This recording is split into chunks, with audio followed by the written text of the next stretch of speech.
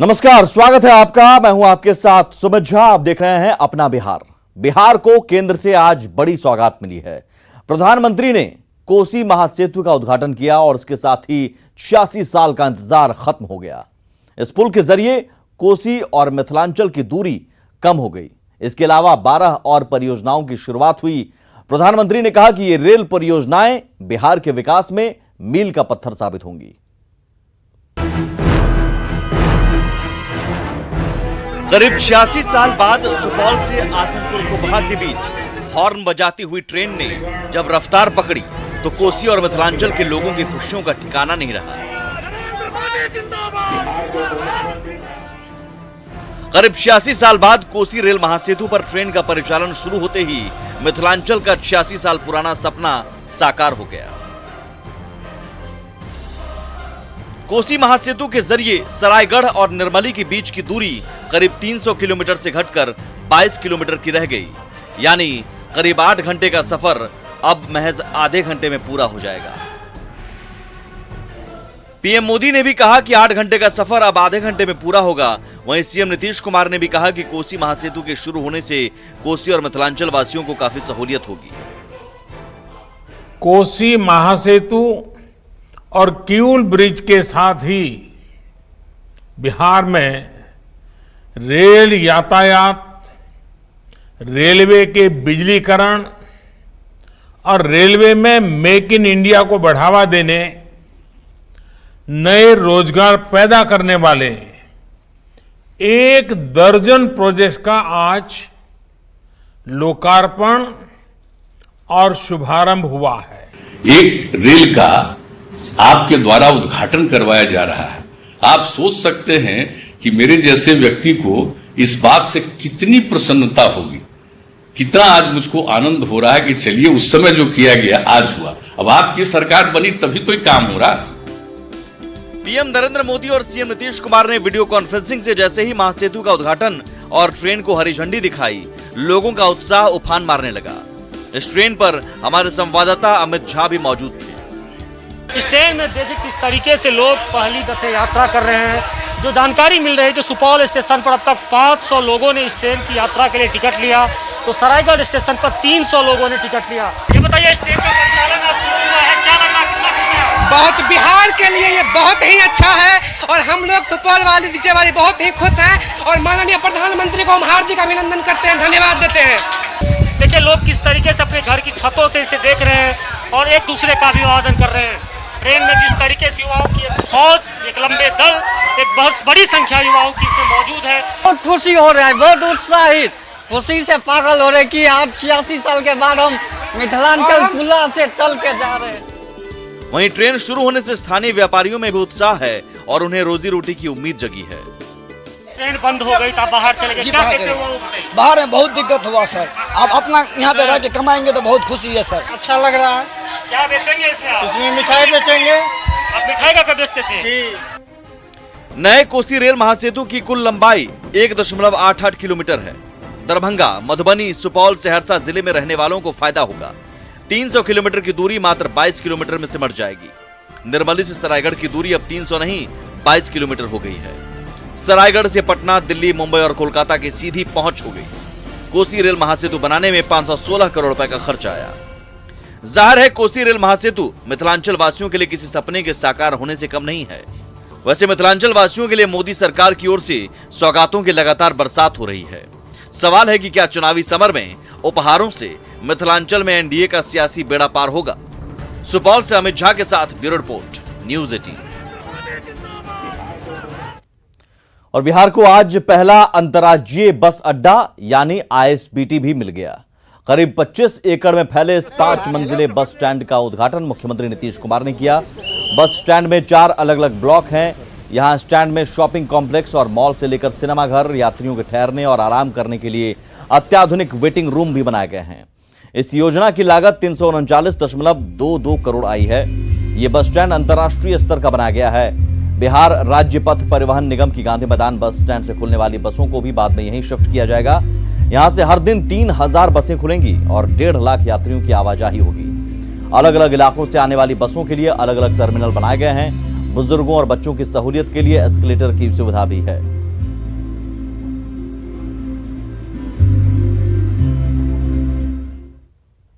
यह bus stand तो आप देखिएगा, इसका पहले जो किया हुआ था कि लोग इंटर स्टेट बस टर्मिनल, आज से कह दिया कि इसका नाम रखिए पाटलिपुत्र बस टर्मिनल, इसका नाम हो गया।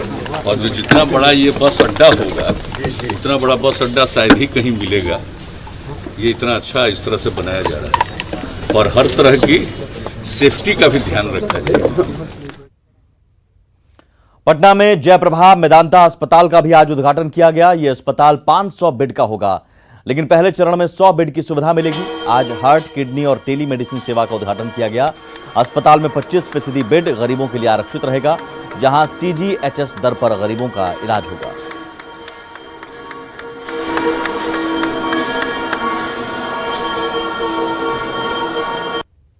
आज राज्य की स्वास्थ्य सेवाओं के लिए बहुत सुनहरा दिन है और मैं कहूँगा ऐतिहासिक दिन है।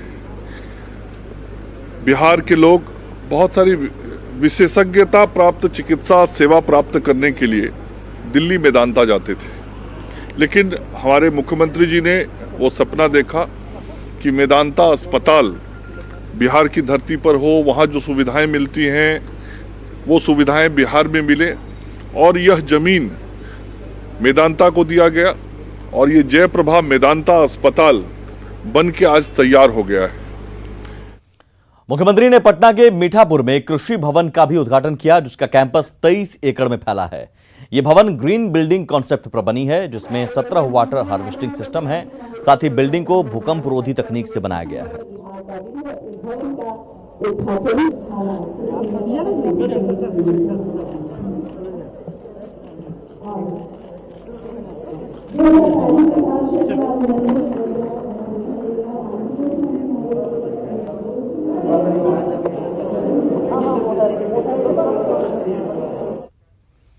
आगे बढ़ते हैं। आरजेडी नेता तेजस्वी यादव ने सत्ता में आने पर बेरोजगारों को नौकरी देने का वादा किया है। तेजस्वी की माने तो बिहार में बेरोजगारी दर सर्वाधिक है, इसलिए आरजेडी के चुनावी एजेंडे में यह मुद्दा टॉप पर है। इसके लिए पार्टी ने पोर्टल लॉन्च किया, लेकिन अब एनडीए के नेता उनके पोर्टल को लेकर सवाल खड़े कर रहे हैं।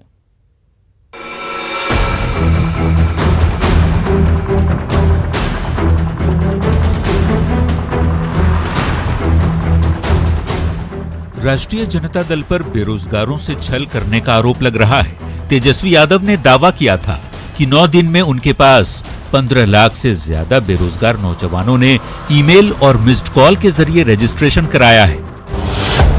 इसका मतलब यह हुआ कि एक दिन में 1,11,000 लोगों ने कॉल किया। 1 घंटे में 4,629 लोगों ने मिस्ड कॉल दिए और 1 मिनट में 77 से ज्यादा लोगों ने मिस्ड कॉल किया। यानी 1 सेकंड में 1 से ज्यादा मिस्ड कॉल तेजस्वी यादव को मिला। अब उनके इसी दावे पर विपक्ष ने हल्ला बोल दिया है। देखिए, मेरा ये मानना है कि जब आरजेडी को मौका मिला तो 2 साल तक वो अपने लिए मॉल बना रहे थे, अपने परिवार की चिंता कर रहे थे। मैसेज का उपयोग करने के लिए बना रहे हैं कि बिहार के युवाओं को उससे वो संवाद कर सकें। उनके पास अपने कार्यकर्ता का फौज बचा नहीं, उनके पास अब जनता का सहयोग बचा नहीं। आपने तो 15 साल में अपहरण का उद्योग चलाया, लोग यहाँ से पलायन कर गए, डॉक्टर इंजीनियर सब भाग गए, औने पौने में अपने मकान को बेच दिया। आज नीतीश कुमार जी बिहार में 15 साल हो रहा है, 15 साल के राज में लोगों को नजर आ रहा है, जनता तय करेगी। ये जो सोशल मीडिया के माध्यम से सरकार नहीं बनता है। दरअसल 5 सितंबर को तेजस्वी यादव ने आरजेडी का बेरोजगारी हटाओ पोर्टल लॉन्च किया था। एनडीए के नेता आरोप लगा रहे हैं कि पार्टी पोर्टल के जरिए आरजेडी डेटा को इकट्ठे कर रहा है और इसका इस्तेमाल विधानसभा चुनाव में अपने प्रचार के लिए करेगा। हालांकि आरजेडी अपने दावे पर कायम है। बेरोजगारी हटाना है, ये तेजस्वी यादव ने ठाना है। और आप देखिए, इतने कम दिनों में इतने 15 लाख नौजवान रजिस्टर्ड हुए हैं उससे। अभी तो चुनाव के 1 महीने करीब बाकी हैं। सोच लीजिए ये आंकड़ा कहाँ जाएगा, कितना बड़ा समस्या है ये सोचना चाहिए डबल इंजन की सरकार को। हर मिनट का जो डाटा है उसे समझना मुश्किल नहीं है कि आरजेडी के दावों में कितनी सच्चाई है। ऊपर से पार्टी ये भी नहीं बता रही कि रोजगार सृजन कैसे किया जाएगा, लोगों को नौकरी कैसे दी जाएगी। लेकिन चुनाव है, पार्टी और नेता दावे और वादे तो करते ही रहते हैं, लेकिन ये जो पब्लिक है सब जानती है। पटना से अमित कुमार के साथ ब्यूरो रिपोर्ट, न्यूज़ 18।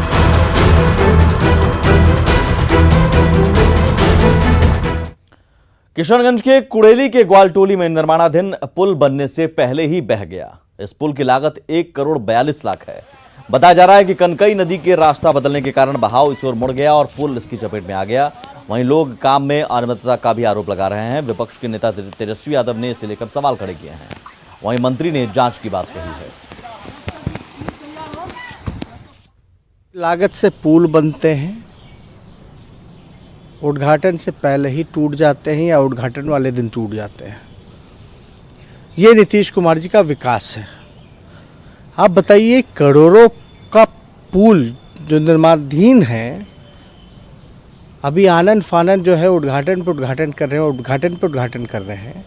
आज मुख्यमंत्री जी ISBT का जो है उद्घाटन करने जा रहे हैं। मैं आपको बता दूं, उसका जो है ISBT का 40-45% ही केवल काम हुआ है। अचानक बाढ़ के कारण इस तरह की घटना घट गई है, पुल बह गया है। लेकिन हमने विभागीय निगरानी को हमने जांच का आदेश दिया है कि इसकी विस्तृत रूप से इसकी जांच की जाए। जो भी अभियंता दोषी होंगे उस पर निश्चित रूप से कार्रवाई होगी। सत्ता पक्ष ने नेता प्रतिपक्ष तेजस्वी यादव को घेरने की पूरी तैयारी कर ली है। इसके लिए लालू के करीबी और राघोपुर में आरजेडी के बड़े नेताओं को जेडीयू में शामिल कराया गया। जेडीयू का कहना है कि राघोपुर की जनता ही तेजस्वी को हराएगी। वहीं बीजेपी ने कहा कि आरजेडी ने परिवार के सदस्यों के अलावा किसी पर ध्यान नहीं दिया। तो आरजेडी का कहना है कि जनता सब कुछ देख रही है और चुनाव परिणाम से सबका भ्रम टूट जाएगा।